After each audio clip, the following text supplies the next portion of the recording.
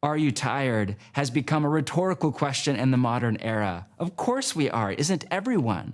Low-grade exhaustion is the new normal. We are diminished in our whole person because we are so tired. So, is there a practice from the way of Jesus to reorient us away from the exhaustion of our world and toward life to the full? Yes, it is the practice of Sabbath. Thus, the heavens and the earth were completed in all of their vast array. By the seventh day, God had finished the work he had been doing. So on the seventh day, he rested from all his work, or the word there is he sabbathed.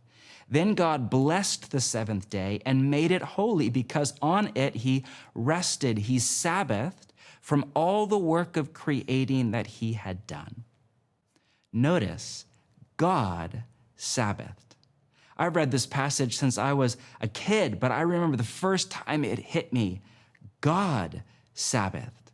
God, the creator, stopped, said, I'm finished.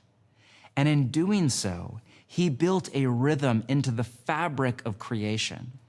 I began the weekly practice of Sabbath 15 long years ago.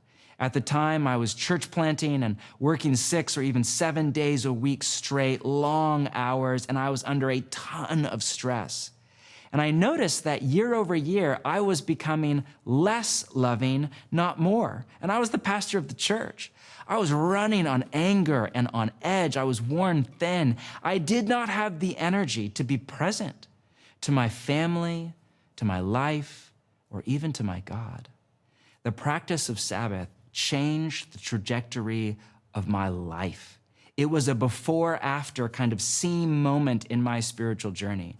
I will devote myself to this practice for the rest of my life because for me, without it, I simply cannot live and love even close to the way of Jesus.